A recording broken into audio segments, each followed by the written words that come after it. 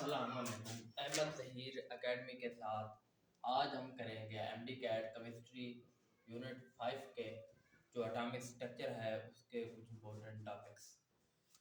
तो सबसे पहले हमारे पास है discovery of canal raise. Canal raise को जिसने डिस्कवर किया था वो था Goldstein. Goldstein discovered the canal raise when he passed high speed electron beam through a gas at low pressure. Then canal rays produced due to ionization of residual gas in discharge tube. जब उसने high speed electron beam को low pressure पर किसी gas से पास किया तो canal raise produce हुए। ठीक है जी। तो इसमें कैथोड जो था पोरस था, कैथोड इज पोरस। नेक्स्ट हमारे पास इसकी चंद प्रॉपर्टीज कैनाल रेज की या पॉजिटिव रेज जिन्हें कहते हैं उनकी प्रॉपर्टीज। पॉजिटिव चार्ज, ये जो कैनाल रेज है इन्हें ये पॉजिटिव चार्ज होते हैं। Travel in straight line opposite to cathode, ये स्ट्रेट लाइन में ट्रेवल करते हैं और opposite to cathode. Produce flashes when collide with the ball of cathode, ये फ्लैशेस मानी लाइट्स प्रोड्यूस करते हैं जब बॉल ऑफ कैथोड जब उसे टकराते हैं।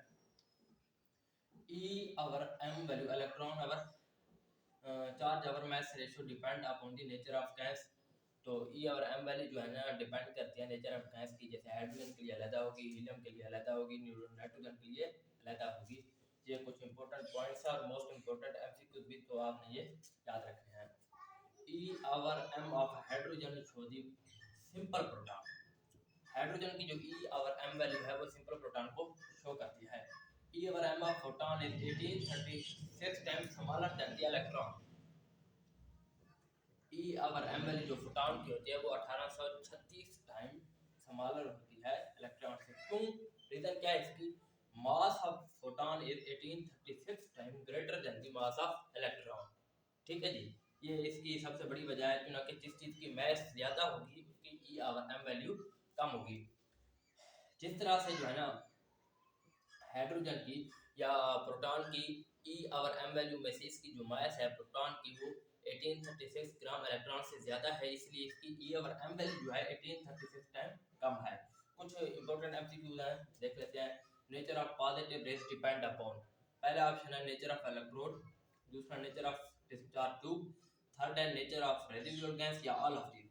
तो लग तो ऐसा है जैसे सारे एमसीक्यूज में, लेकिन ये डिपेंड करती है नेचर ऑफ रेजिडुअल गैस पर।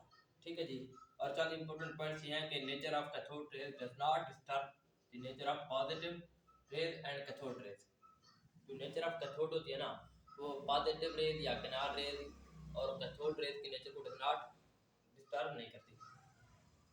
नेचर ऑफ डिस्चार्ज ट्यूब में effect the colour of fluorescent produce. Nature of जो डिस्चार्ज ट्यूब होती है वो इफेक्ट करती है कलर ऑफ फ्लोरेसेंट प्रोड्यूस को। नेक्स्ट हमारे पास कुछ इंपॉर्टेंट टॉपिक्स जिसमें से एमसीक्यू जो आते हैं वो है प्लांक क्वांटम थ्योरी। तो ये क्या करती है? ये explain the discontinuous manner of energy, ये बताती है कि एनर्जी डिसकंटिन्यूअस मैनर शो करती है। Electron travel in the form of wave, electron wave की सूरत में ट्रेवल करता है, आपको पता है। Electron consist of small charge units called quanta, और इलेक्ट्रॉन के क्वांटा होते हैं, ये भी आपको पता होगा। Quanta in case of light is called photon. ठीक है जी। ये जो मैं सारे पढ़ रहा हूँ ना ये इंपॉर्टेंट एमसीक्यू था, आपने अगर ये सब नोट कर लेना तो यूनिट 5 के जो है ना आपके सारे एमसीक्यू सॉल्व हो जाएंगे। ठीक है जी। नेक्स्ट हमारे पास electron can be emitted and absorb in discontinuous pair, ये इसका सबसे ज़्यादा जो है ना इंपॉर्टेंट पॉइंट है। एनर्जी जो है ना इमिटेड या अब्सॉर्ब जो होती है डिसकंटीन्यूअस पेयर में होती है। तो energy is directly proportional to frequency, energy is equal to h v, frequency को इससे शो करता है फॉर प्लैंक कांस्टेंट। 6 इसकी वैल्यू है 6.63 multiply by 10 to power -34 joule second. और ये बहुत ज़्यादा इंपॉर्टेंट एमसीक्यू भी है। Energy is directly proportional to inverse over wavelength या inversely proportional to wavelength. Energy is directly proportional to wave number, energy जो है वेव नंबर के डायरेक्टली प्रोपोर्शनल है।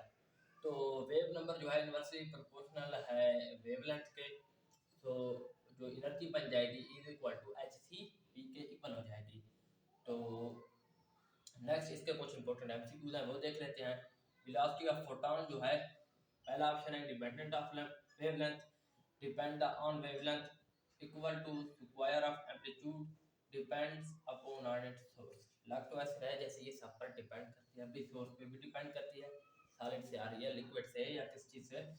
इंडिपेंडेंट ऑफ वेवलेंथ है, v equal to f lambda के हिसाब से, तो डिपेंड ऑन वेवलेंथ है, v equal to f lambda depend करती है, तो नजर आता है डिपेंड अपॉन इस स्क्वायर ऑफ एम्पलीट्यूड, जैसे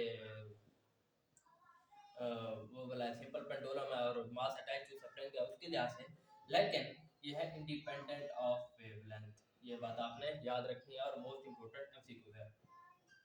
दूसरा एमसीक्यू है हमारे पास, न्यूट्रॉन वाज डिस्कवर्ड बाय। तो न्यूट्रॉन को किसने डिस्कवर किया था? पहला ऑप्शन है चैडविक, दूसरा रदरफोर्ड, तीसरा बोहर और चौथा ऑप्शन है नन ऑफ दीस।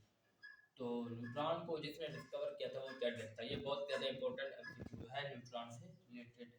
और न्यूट्रॉन के बारे में आपको बताता चलो, न्यूट्रॉन पर कोई चार्ज नहीं होता, कोई मैस नहीं होती इसकी, तो ये जो है ना इलेक्ट्रिक या मैग्नेटिक फील्ड से गुजर जाता है। Which was discovered first? E over m of electron, mass of electron, charge of electron या ऑल ऑफ दीस?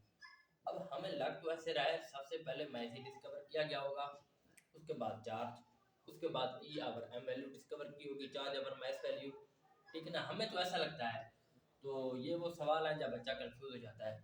तो इसके लिए सबसे ज़्यादा मोस्ट अप्रोप्रिएट जवाब है e over m of electron. ये सबसे पहले कैलकुलेट की गई, उसके बाद किसी रिलेशन को इस्तेमाल करते हुए फिर उस पर चार्ज और मैस दोनों जो है ना डिटरमाइन किए गए। चौथा एमसीक्यू है जो कुछ इंपॉर्टेंट है, which of the following particle has high wavelength if have same speed? अगर वेवलेंथ हाई है, अगर स्पीड सेम है, तो वेवलेंथ किसकी ज़्यादा होगी? पहला हमारे पास इलेक्ट्रॉन है, दूसरा प्रोटॉन, तीसरा न्यूट्रॉन, चौथा पॉजिट्रॉन। तो हमारे पास जो आंसर आएगा वो आएगा इलेक्ट्रॉन। इलेक्ट्रॉन किस तरह से? Lambda is equal to h over m v formula लगाकर, अगर v सेम है तो जिसकी मैस कम होगी उसी की जो है ना वेवलेंथ ज़्यादा होगी। तो इलेक्ट्रॉन, प्रोटॉन, न्यूट्रॉन या पॉजिट्रॉन में से इलेक्ट्रॉन की जो मैस है वो सबसे ज़्यादा कम होती है और वेवलेंथ ज़्यादा होती है। ये ऑप्शन आपने गौर से देख लेना है। पांचवा एमसीक्यू हमारे पास, maximum of potential energy that an electron has within the atom. किसी एटम के अंदर इलेक्ट्रॉन की पोटेंशियल एनर्जी कितनी होती है? ऑप्शन देख लेते हैं।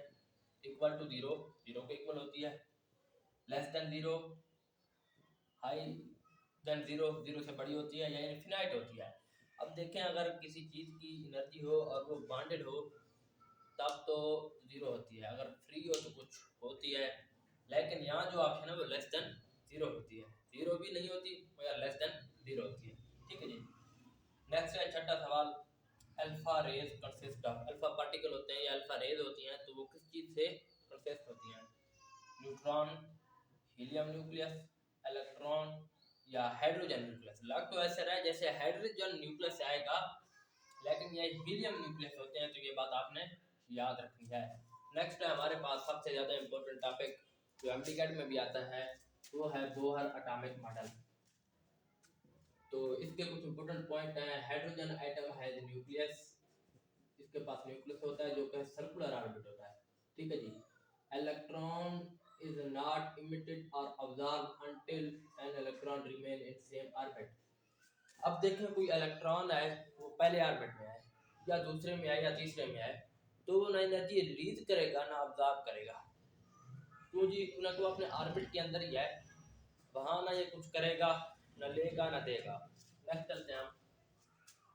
Electron is absorb when an electron jump from low energy orbit to high energy orbit.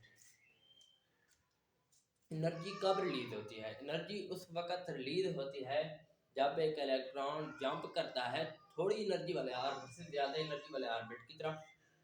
Ji heat का असूल है, जो ठंडी चीज़ गर्म वाली चीज़ से ठंडी चीज़ की तरफ जहाँ आप कहीं असूल लगा लें तो लोअर एनर्जी से हायर एनर्जी। और इलेक्ट्रॉन एनर्जी रिलीज कब करेगा? जब वो हाई एनर्जी से लो एनर्जी की तरफ आएगा, ठीक है जी। Electron revolve around the nucleus in circular orbit having fixed angular momentum. Electron जो है न्यूक्लियस के गिर्द ऑर्बिट में होता है, ये जो है ना बोहर का सबसे ज़्यादा इम्पोर्टेंट और मेन पॉइंट है। तो इसकी जो है एंगुलर मोमेंटम जो होता है ना वो फिक्स्ड होता है। अब उसकी वैल्यू क्या होती है, m b r is equal to n h over 2 pi, ये पहले ऑर्बिटल के लिए है। अगर दूसरा ऑर्बिट हो तो एच और पाई आएगा, ये बात भी आपने याद रखनी है। दूसरे ऑर्बिट के लिए ऑर्बिट दूसरा होगा तो यहाँ आएगा 2h आवर 2 पाई, ये कैंसिल हो जाएगा, h आवर पाई आ जाएगा। ये बात भी आपने याद रखनी है, इंपॉर्टेंट एमसीक्यू है। नेक्स्ट हमारे पास point, hydrogen produce line spectrum that tell about energy release absorb. ये हाइड्रोजन जो है वो सिंगल एटम है, तो वो लाइन स्पेक्ट्रम शो करता है। लाइन स्पेक्ट्रम की ये खसूसियात है, उससे एनर्जी रिलीज या एनर्जी अब्सॉर्ब का पता लगता है।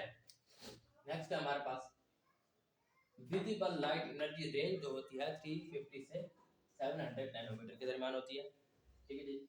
Line spectrum show energy absorb as dark and released at night. आपने अगर लाइन स्पेक्ट्रम कभी देखा है तो वहाँ ऐसे बॉन्ड होते हैं, लाइनें होती हैं, इसलिए इसे लाइन स्पेक्ट्रम भी कहते हैं। क्यों जी, जब वो एनर्जी रिलीज करता है तो लाइट की सूरत में तो वो लाइट हो जाती है, और वो जब अब्जॉर्ब करता है तो वो डार्क हो जाती हैं। तब हमारे पास लाइट एंड डार्क बैंड बन जाता है, इसे लाइन स्पेक्ट्रम कहते हैं। तो किसी एलिमेंट की प्रॉपर्टीज को जानने के लिए लाइन स्पेक्ट्रम बहुत ज़्यादा अहम किरदार अदा करता है। नेक्स्ट हम चलते हैं, splitting of hydrogen spectrum into various lines when absorbed in high resolving power spectrometer is called fine or multiple structure। जब हम हाइड्रोजन एटम के लाइन स्पेक्ट्रम को किसी हाई रिजॉल्विंग पावर स्पेक्ट्रोमीटर में देखते हैं तो वो फर्दर बहुत सी लाइनों में तब्दील होता नजर आता है। अब ये एक सिंगल लाइट जो हमारे पास आ रही है, रेज है, जब हम इसे ऑब्जर्व करेंगे तो इसमें से बहुत ज़्यादा और भी लाइनें निकल रही होंगी, लाइट रेज निकल रही होंगी। इनको कहते हैं फाइन स्ट्रक्चर या मल्टीपल स्ट्रक्चर, ठीक है जी। अगर ये मैग्नेटिक फील्ड की प्रेजेंस में हो तो इसे कहेंगे हम ज़ीमैन इफेक्ट, और अगर ये इलेक्ट्रिक फील्ड की प्रेजेंस में हो तो इसे हम कहेंगे स्टार इफेक्ट, ठीक है जी। इसके कुछ एमसीक्यूज हैं, अब ये हम एमसीक्यूज देख लेते हैं, इंपॉर्टेंट है, पेपर में आ सकते हैं। रिलेटेड चीज़ जो हो वो एमटी कैट की हो, एंटी एस की हो, ई कैट की हो, यू सेट की हो, या किसी भी इम्तिहान की हो, तो रिलेटेड एमसीक्यूज तो आया ही करते हैं। Bohr atomic model explain spectrum of, भाई बूहर एटॉमिक मॉडल जो है किस चीज़ का स्पेक्ट्रम शो करता है। ऑप्शन पहला है हाइड्रोजन ओनली, दूसरा है हाइड्रोजन लाइक स्पीशीज, तीसरा है hydrogen and hydrogen like species, चौथा है नन। तो इसका ऑप्शन जो बनता है hydrogen and hydrogen like species. Bohr atomic model की जो है ना एक प्रॉब्लम है या डिसएडवांटेज है, ये पॉली एटम को शो नहीं करवाता, ठीक है जी।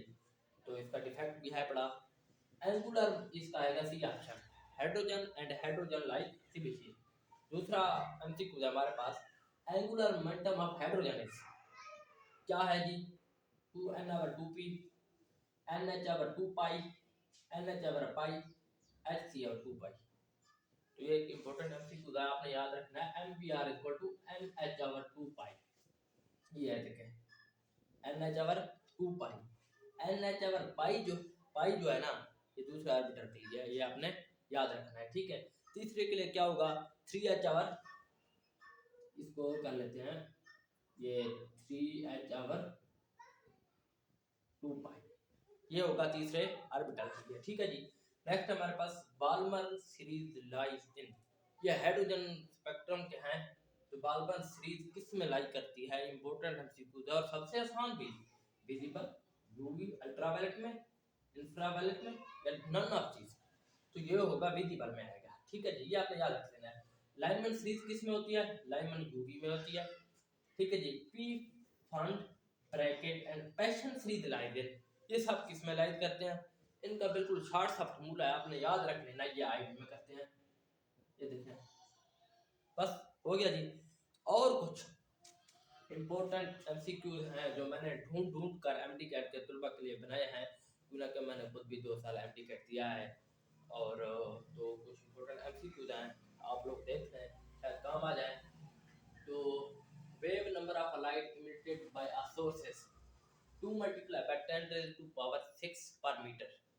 भाई ये जो वेव नंबर है ना, तो इसके लिए यूज होता है पर मीटर। ऐसा यूनिट जो है ना इसका पर मीटर है, ये आपने याद रखना है। तो v जो है wave number 2 multiply by 10 raise to power plus 6 पर मीटर, और लैम्डा जो है इनवर्स आवर भी है, या पहले यहाँ पढ़ चुके हैं देखें। तो 1/2 multiply by 10 raise to power 6 है। जब हम इस 2 को ऊपर ले जाएंगे तो ये 0.5 बन जाएगा। 0.5 multiply by 10 raise to power -6 है। तो जब हम इसे मल्टीप्लाई करेंगे तो 500 को जब होगा, जब हम इसे 500 करेंगे तो 3 जीरो हमें लेने पड़ेंगे ना। तो जब हम लेंगे तो 10 raise to power -6 multiply by 10 raise to power -9, और ये बन जाएगा 500 multiply by 10 raise to power -9, और हम इसे लिख सकते हैं 500 नैनोमीटर। ठीक है जी। दूसरा सवाल है Bohr atomic model was contradicted by. ये सबसे ज्यादा इंपॉर्टेंट एमसीक्यूज है।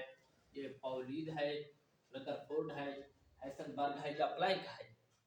तो बूहर एटॉमिक मॉडल जिस चीज से कॉन्ट्राडिक्टेड है वो है हाइसेनबर्ग अनसर्टेनिटी प्रिंसिपल। ठीक है जी।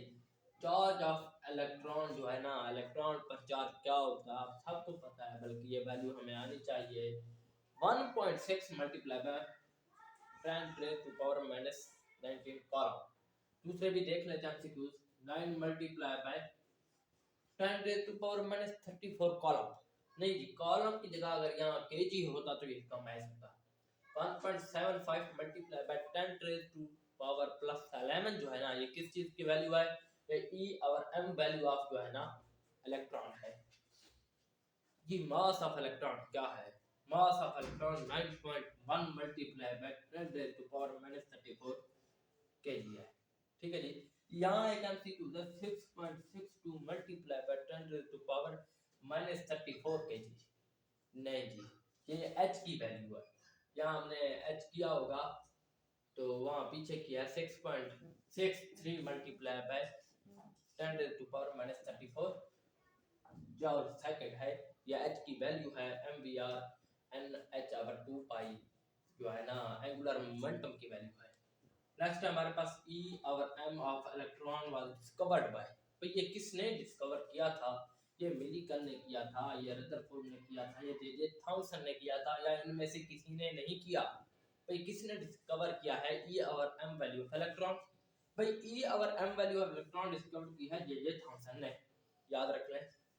Charge on electron discovered by. भाई इलेक्ट्रॉन पर चार्ज किसने डिस्कवर किया है?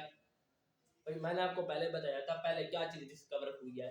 भाई पहले E और M वैल्यू डिस्कवर हुई है, पहले चार्ज डिस्कवर हुआ है या पहले मैथ? जी पहले E और M वैल्यू जे थॉमसन ने डिस्कवर किया है। उसके बाद जो चार्ज डिस्कवर किया है वो मिलिकन ने किया है, वो क्रुक ने किया है, या बूहर ने किया है, या इनमें से किसी ने नहीं किया? नहीं जी, चार्ज जो डिस्कवर हुआ है इलेक्ट्रॉन पर वो मिलिकन ने किया है। ठीक है जी। ये हैं कुछ important points chemistry MDCAT के, तो एटॉमिक स्ट्रक्चर के। इंशाल्लाह कल हम इसका जो है ना दूसरा पोर्शन करेंगे। एक दिन में 2 चैप्टर। आपने चैनल को लाइक, फॉलो और सब्सक्राइब करना है।